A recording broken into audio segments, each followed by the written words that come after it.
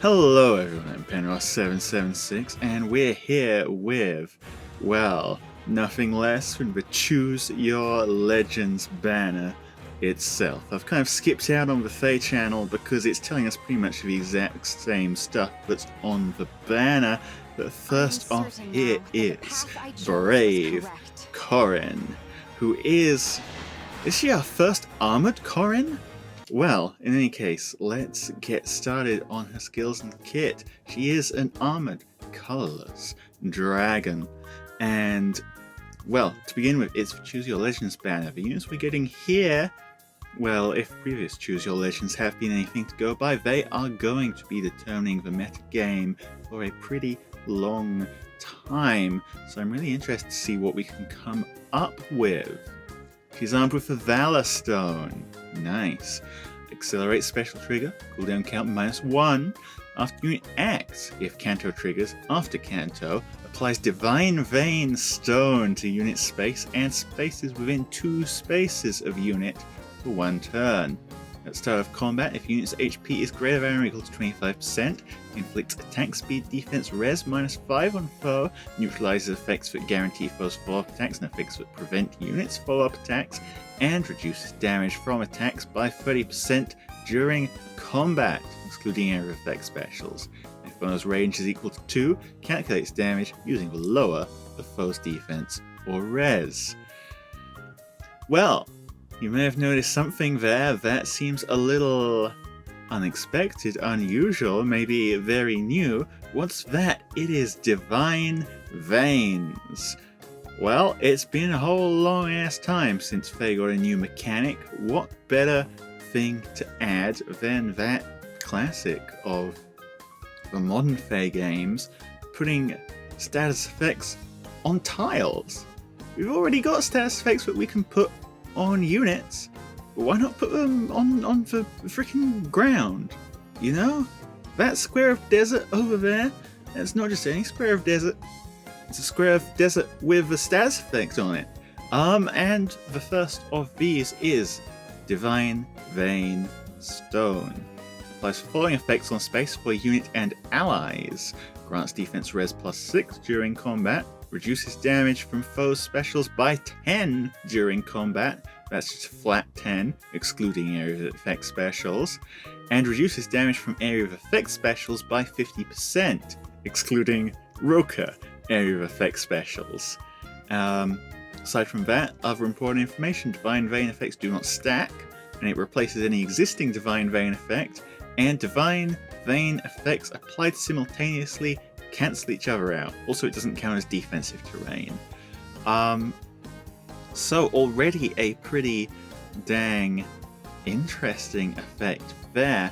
All she needs to do, really, right, is act, right? And suddenly, you know, blam, what have we got around us? We've got this whole space of Divine Veins, reducing a whole bunch of damage, giving us a whole bunch of stats. Seriously, 10 flat special damage reduction. She's already got percentage damage reduction built in, right? And actually that continues as well with her special. She is the second unit in this game to be granted Armored Flow. So that's 40% of units res and 40% damage reduction against range 2 units if one of the specials is ready or is triggered before once. One attack, right? So 30% damage reduction, 40% damage reduction, which that 40% is unpierceable because it's special damage reduction. If they're hitting you with a special, that's another flat 10 damage reduction. 50% damage reduction from AoE specials, so not even that is going to get you out of this one. After a pretty solid frickin' start so far. And did I mention defense res +6 as well? Sure, why not? But that's so far, right? Because we also have an A slot to look at. Here is Realms United unit can counterattack regardless of foe's range. I mean, she's a dragon, she didn't really need this, but I guess this frees up your seal slot to run something with a bit more stats on it compared to distant counter dragon. If your foe initiates combat or foe's HP is greater than or equal to 75% at the start of combat, fixed attack speed defense res -7 on foe and reduces damage from foe's first attack by 7 during combat. Standard attacks. First attack means only the first strike. For effects that grant unit attacks twice, it means the first and second strikes. So, it's been a big pre-charged special meta recently. However, for our friend Corrin here, that may not exactly be the case much longer, because if you come into combat with a pre-charged special, you're getting hit with 17 flat damage reduction, 17, and then 40% percentage damage reduction, and maybe another 30% if you don't have special piercing, DR piercing, but you better freaking have DR piercing because it's 2023. So that's definitely going to be fun to deal with. And then on top of all of that, if you bring the classic counter to this sort of in-combat reduction, which is just hit them with an AoE, you can't even do that because we've got 50% AoE damage reduction. Good luck dealing with this one, if you even can. That's not the end of the unit, by the way, because like all units here, we're going on to a second page. In the B slot, we have a new B slot. I wonder who this is inheritable by. It is Counter Raw 4. Inflicts attack speed -4 on foe, reduces damage from foe's first attack during combat by 30%. So again, that's first attack as in the first attack, but also if they're a brave weapon, the first and second attacks. And the unit's next attack deals damage equal to 30% of foe's attack damage prior to reductions. So not quite a full hands effect, because you're not getting damage based on the damage reduction, you're just getting 30% of what they would have done before any reduction, right? And then restore 7 HP to unit after combat as well, as if it wasn't strong enough already. So, yeah, even worse than just, oh, you're hitting into her with some big damage and it's getting reduced to freaking nothing. Good luck surviving the counterattack when it's got a whole bunch of bonus damage glued onto it. And C slot, attack speed, fast save, free.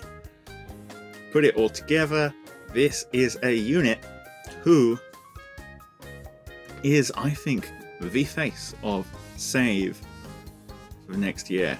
Similar to how Brave Hector was the face of save after he got his refine, similar to how Brave Edelgard was, well, the face of near save at least, and similar to how Arcane Grima, you know, all of those units, Ascend Idan, another one, really like became the new standard when they came out. Here is pretty much the same thing. This is a unit who any unit with a modern kit, right, is going to struggle to kill. In order to cut through this unit, you need, well, 1, you need to survive, right? 2, pre-charge special isn't good enough. You're going to need either 2 specials in 1 combat, or 2, you're going to need some other ridiculous source of DR shred and massive damage. It doesn't rely on a special, it's pretty hard to get. So yeah, all in all, like, I'm still wondering if I can even kill this unit reliably, especially if they're plus 10, especially if it's their bonus season. We're gonna have some fun answering this one. Bringing back effective damage might actually be necessary. Like, her weakness theoretically is that she is vulnerable to both dragon and armor effective damage. People haven't really been using those because the units for it aren't maybe the right ones, but we might have to switch things up a bit. In any case, let's keep going, because that's only one unit and there are 4 units on this banner. Here's a big Glacies.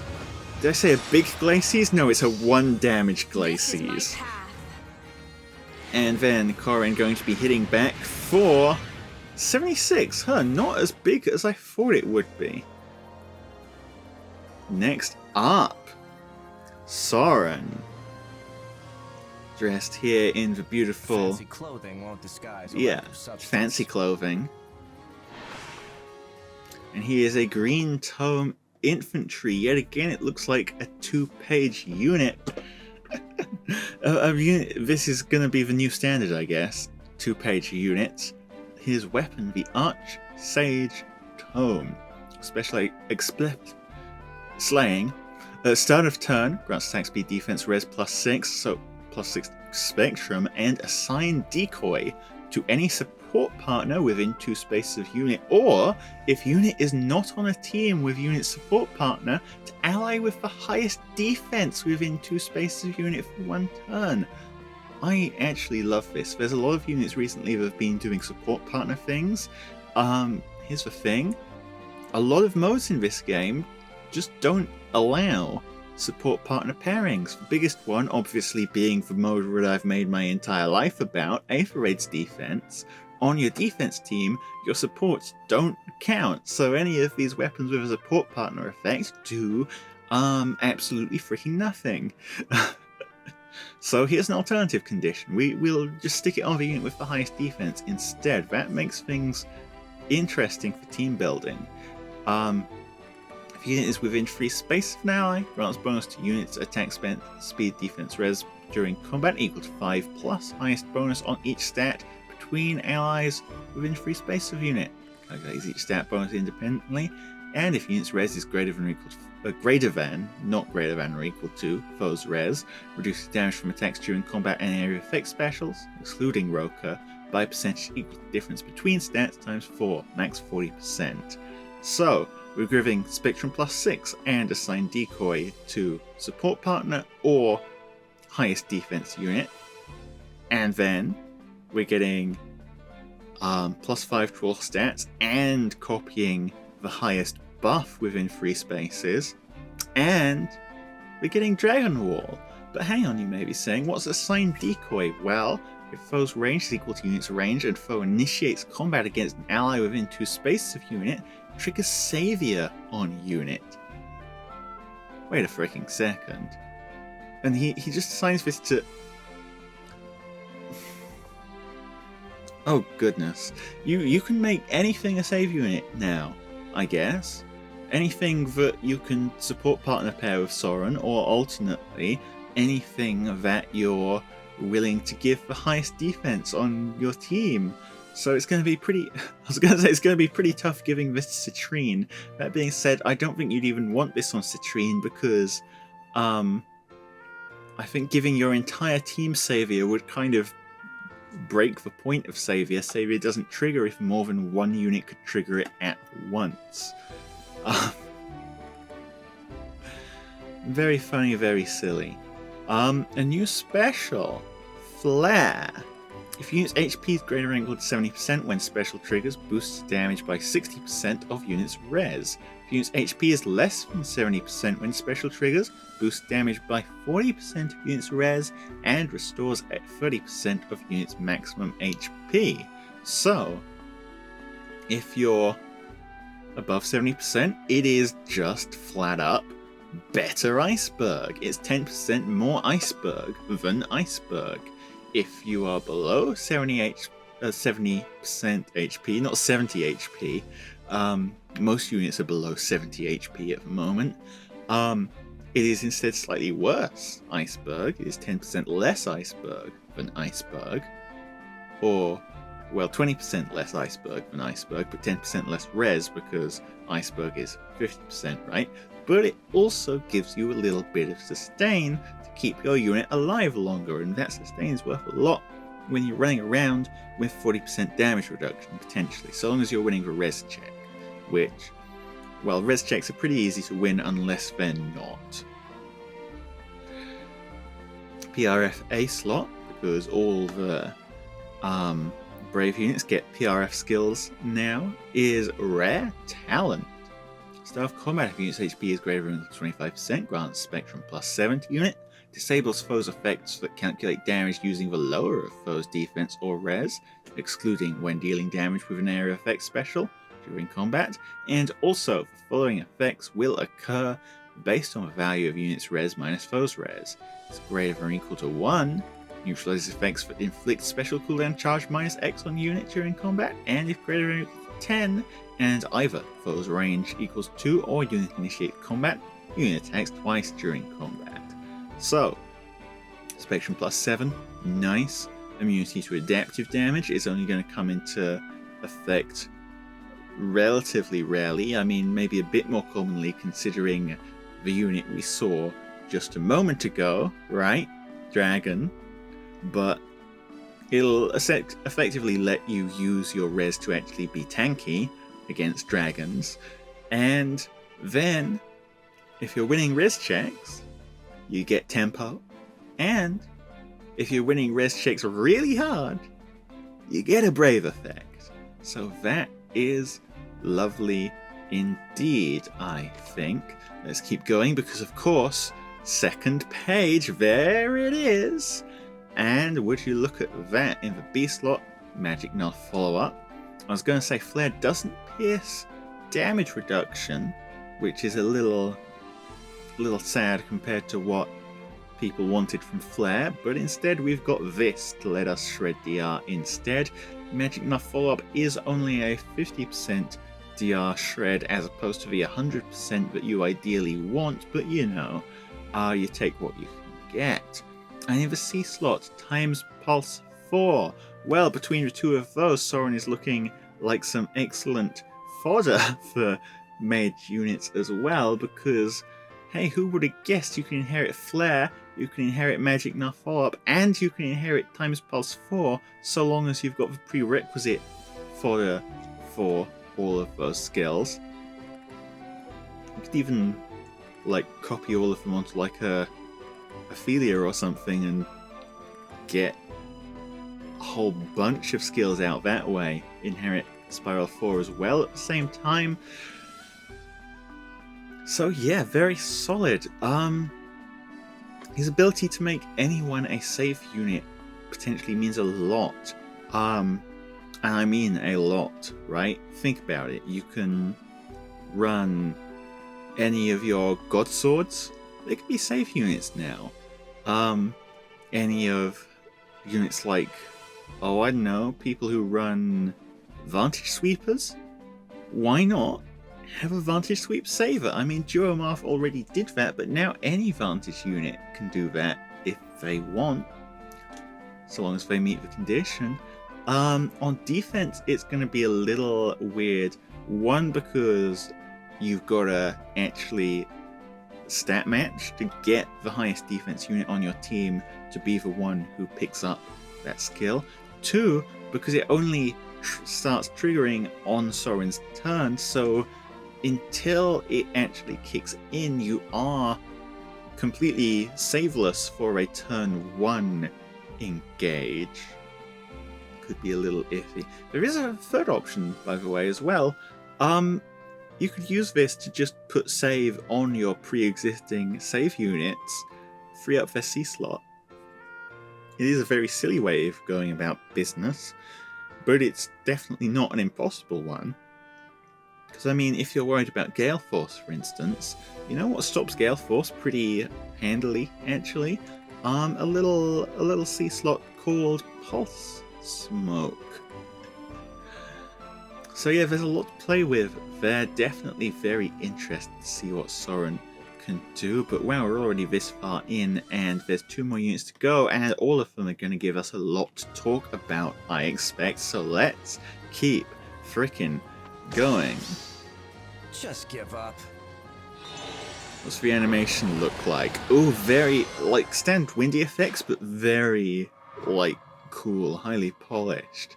Next up is Gullveig, the Seer Beyond Time. I am the Golden Seer. In her safer inspired outfit here, a blue tome flyer. Her weapon, the Cycle's Turn, enables Canto 1, accelerate special trigger, cooldown count -1. If unit initiates combat or bonus is active on unit, grants attack speed, defense rest +5 to unit, grants attack speed plus X to unit, where X is equal to the number of turns times 2, max 10, deals damage equal to 20% of unit speed, including when dealing damage with special triggered before combat, and neutralizes effects that guarantee foes follow-up effects and effects that prevent units' follow-up attacks during combat. So all in all, a pretty simple weapon compared to some of the ones we've seen before, but I mean, there's a lot of potential here, right?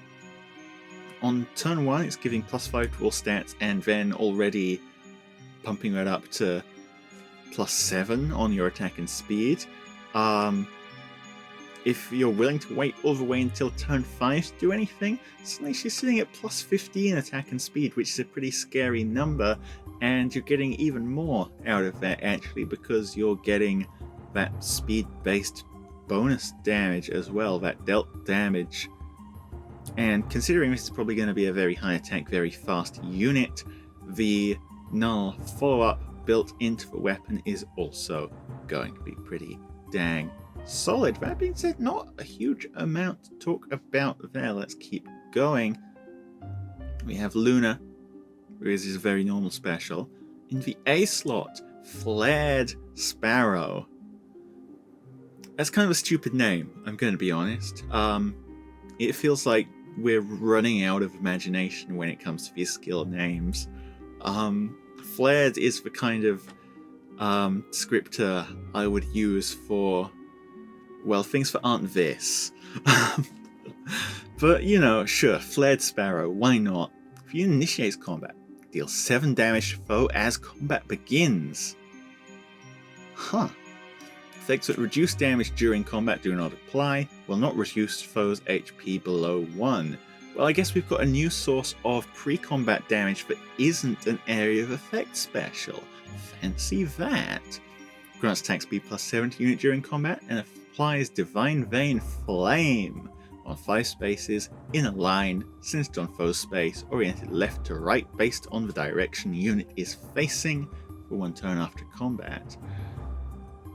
So pretty much a regular Sparrow effect, Swift Sparrow, but instead of it's got a bonus effect like Remote Sparrow, like that other Sparrow that I forget the name of.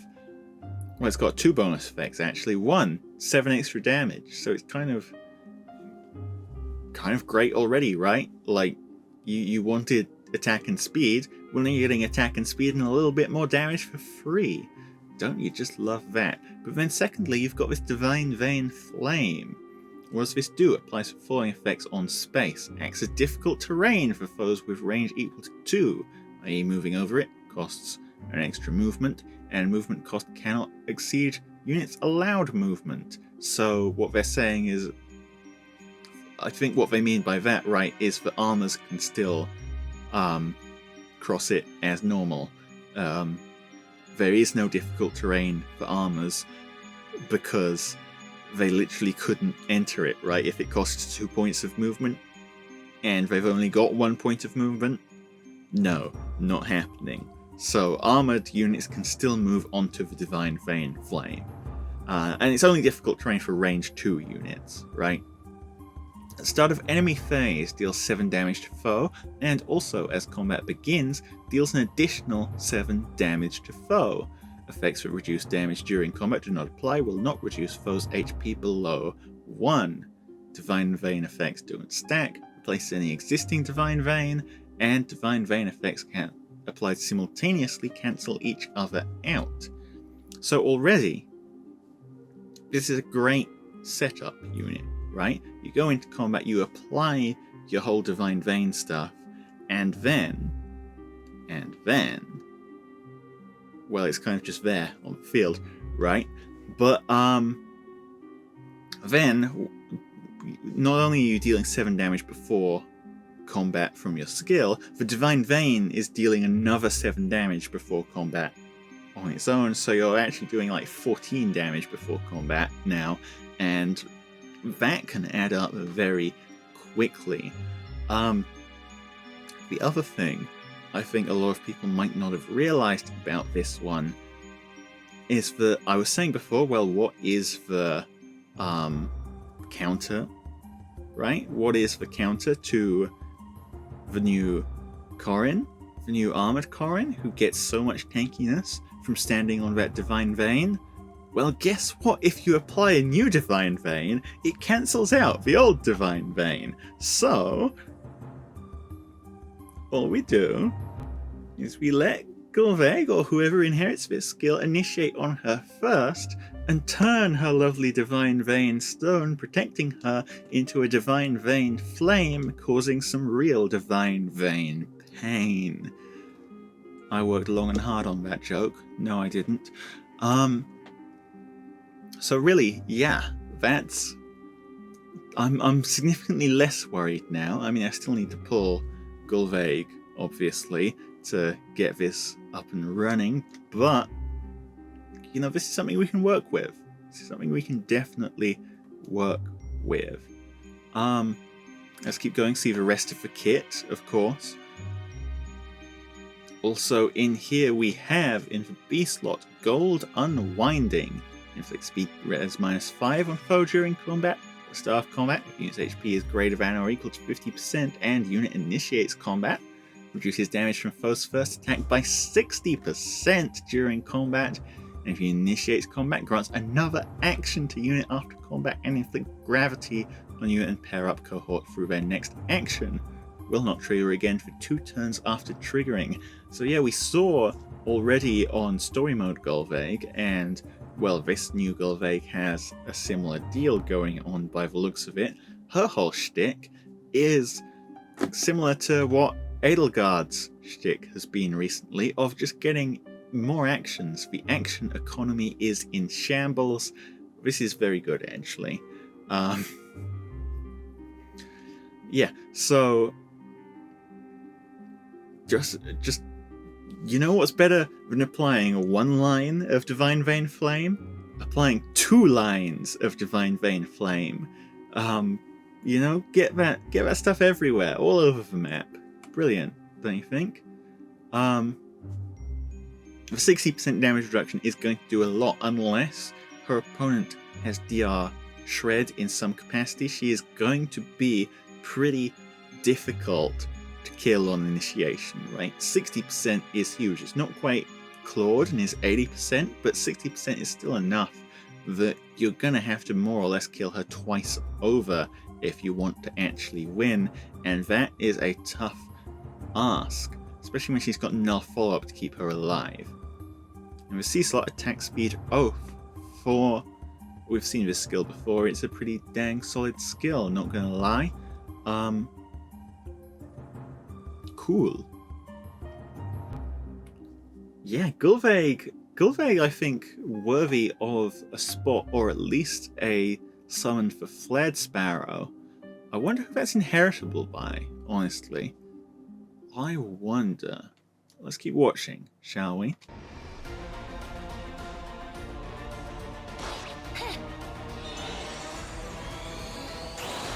Oh, that is cool. All the snakes firing their evil little snake beams, taking a very tiny amount of damage from hell there, 60% damage reduction doing its job, and finishes her off. And there's the Divine Vein. Look at it. And lastly, we've already got 1 Robin in the metagame. Let's see if we can make that I've come 2. this far thanks to not only my successes, but also my setbacks. Yep, there he is. That's Robin. You can already see him doing some wild teleportation there. What skills does he have? Well, beginning with the Deliverer's Brand. Around speed +3. You'll note, no slang on this one. I wonder what that means. At the start of combat, if unit's HP is greater than or equal to 25%,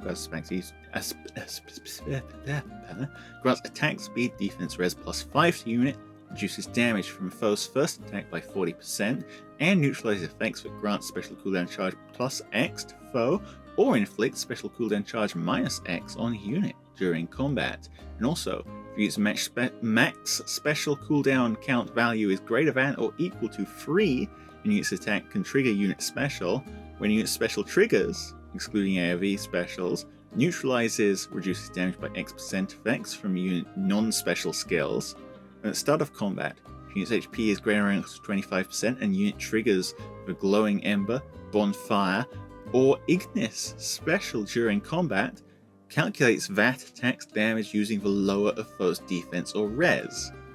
Okay, so breaking it down, plus 5 to all stats, solid, 40% damage reduction on first attack, very good, full on tempo, love to see that. And then we get onto the weird stuff. If the special cooldown count value is greater than or equal to 3, which is basically most specials except for like your moonbow, right? And unit's attack can trigger unit specials, so we're cutting out some of the defensive specials here as well. Now your special pierces DR, so no need for like Spiral 4, you can run something else in your B slot. Lucky you. And if it's specifically Glowing Ember, Bonfire, or Ignis, your special also has adaptive damage. Which actually adaptive damage doesn't do a huge amount in today's meta against most tanks. There's maybe some exceptions. People like Dimitri, people like Diamant are actually quite vulnerable to adaptive damage still, but a lot of tanks have fairly even stats or aren't really relying on defense and res for survivability at all. But it's not a completely useless extra effect, right? And defense is probably going to be his highest stat anyway, so, you know, why not give him it, right? He of course comes with Ignis, again. Attack speed finish 4 is interesting. Looks like we're not just making him high defense, we're also kind of going for a high speed route. So, sort of God Swordy, I suppose. But he doesn't have speed-based damage reduction. But he does have speed plus 3 in the weapon. Interesting. Very interesting. But attack speed finish 4, it does seem like he's built around triggering the long specials based on the tempo in his weapon and the specific requirement for that special cooldown count value to be 3 or higher. If we continue as well, there's some more skills, because again, there's always more skills. Well, in the B slot, Gambit 4 inflicts speed defense -4 on foe during combat, and also if units or foes attack can trigger unit special, deals damage during combat equal to unit's max special cooldown count value -2 times 5. Minimum of 0, max 15, excluding AoE, and reduces damage from attacks during combat and from area effect specials, excluding Roka area effect specials, by percentage equal to unit's max special cooldown count value times 10, max 50%. So if you're doing the, I think, fairly sensible thing and running Ignis on him, like they kind of want you to do, you are getting 10 extra damage. Yay! And 40% damage reduction. Wahey! So 2 40% on first attack, and then just 1 40% on the second attack. That's already very solid. This is an interesting skill for a lot of units, actually. I wonder who this is inheritable by. If it's just Godsword or Blade Infantry, right? Then that limits things a bit, because that's always the kind of the assumption when a new skill comes on an infantry unit with a sword or a lance or an axe.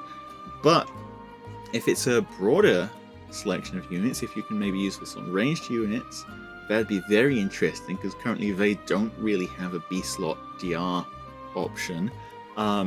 If you can use this on maybe non-infantry units as well, that would potentially change up a lot of things. Either way, very, very interesting. And in the C slot, we have Tip for Scales. At the start of turn, if unit is within 2 spaces of an ally, grants Rally Spectrum to unit and allies within 2 spaces of unit. Unit can move to a space adjacent to an ally with Rally Spectrum that is within 5 spaces of unit. And if units within 2 spaces of an ally, grants attack speed, defense, res +3 to unit during combat. Well, let's look at what Rally Spectrum does. It grants +5 to all stats to unit during combat, and if unit's attack can trigger unit special, grants special cooldown count -X to unit before unit's first attack during combat. X is equal to 1 if unit can trigger the unit attacks twice effect, or if unit's max special cooldown count is reduced. Otherwise, X is equal to 2. So if you've got a Brave effect or a Slaying effect, you are getting basically an anti-scowl. If you don't have either of those, you're getting a double reverse scowl. You're getting 2 cooldown fresh off just of existing, right? Which this guy is getting. So effectively, each combat he's going into, that 4 cooldown Ignis, that is not a 4 cooldown Ignis. You've been lied to. That is a 2 cooldown Ignis. But I mean, the really special part of this, right? The really special part of this, right, is that teleport. Adjacent to any ally within 5 spaces of unit is a huge teleportation range. Like, for reference, with Guidance 4, that sort of thing, that allows a unit to teleport 4 squares, and that's already pretty ridiculous. You've seen what units can get up to with that, right? A 4-tile teleport is basically the same as like a legendary Sigurd move, and legendary Sigurd already covers pretty much the entire map. This isn't a 4-tile teleport. If you've got a unit in position, this, my friend, is a 6-tile teleport. This man can be basically wherever he wants on the entire freaking map. Brave Robin jump scare is about to become a very real thing, and people are going to ask me, right, which of these units I think is potentially most impactful for Aether Raid's defense specifically, because of course Aether Raid's defense is my thing. I have a very real feeling it might just be this one. Well, this one and Gullveig's Inheritance, right? Because you want the Divine Vein Flame to deal with the upcoming metagame of people using that one specific Brave Corrin to cause you all sorts of problems. But aside from that, Robin is applying very nice buffs to begin with. Very nice buffs that let you deal with other Dragon Saviors who are doing similar Scornish effects. Like, oh, I don't know, Harmonic Tiki and Tiki, because there's 2 Tikis in that one. They're not going away just because Corrin exists, right? They still exist. And if you are running into them with pre-charged specials and maybe having some sort of issue with that, well, no, you don't, actually. You are just fine. Just fine indeed. Really, actually, this is a effect that benefits pretty much everyone. Everyone except for units that are using specials that aren't triggered on attack, so like Gale Force and defensive specials. But even then they're getting +5 stats. So yeah, honestly, I think this is huge, and even though normally I would be very much against running a unit like this on my defense team because he's not a ranged unit, right? And it's very difficult to overlap non-ranged units. If a ranged unit survives a single combat somehow, you can just teleport next to them and whack whoever they were attacking, right? Just zoom, wham. And I personally think that is an immense utility he's bringing right there. So yeah, this is actually surprisingly solid. Like, until I finished reading this, I didn't think he was going to be necessarily quite as good as some of the other units, because I mean, Soren does the whole, oh, you can make anyone save thing. Corrin is possibly the tankiest unit alive, and Gullveig has incredible action economy and the kind of Claude thing of, if she's initiating on you, you're probably not killing her. But no, here's Robin, and surprisingly, I think every single one of the units on this banner is gonna be usable in some way. I'm very excited to cook with some of these, and I hope you are as well. Let's finish out by seeing what Robin's animations look like. There's the Rally Spectrum. By the way, going on with the canonical interactions with previous Robin alts, this Robin literally gets the Pride Rally. Don't know what more to say. THB unit is Cyril.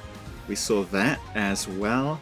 He's a red bow GHB, and yeah, the other thing, because this is the Choose Your Legend summon, you can spark all 4 units if you really want to, and you're probably getting, or well, you are getting the Choose Your Legends free summon as well. So theoretically, if you're going really ham, you can get everything on this banner and 2 copies of one thing on this banner, like, guaranteed. Which actually begs the question: who are you free summoning, my dear viewers? I still have to decide, honestly. In fact, I think I'm going to decide who I'm free summoning after I've actually done my rolls on the banner, because when I've rolled, then I'll have kind of like a view of what I've already got and what I maybe want to pick up to fill out my options, because really I do want all 4 of these units as options for future activities. But yeah, let me know what you think. Do you like these guys? I like these guys a lot. I've seen some people saying they're kind of mid. I don't think they're mid. Well, I do think they're balanced, sure, but, or well, except maybe a little crazy strong. But I think they're definitely meta shaping, to be sure, and I can already see so many options for all of them. Well, in any case, thanks for showing up. I've been Penros776. Likes, subscriptions, comments, always appreciated. I'll see you all. Penros out.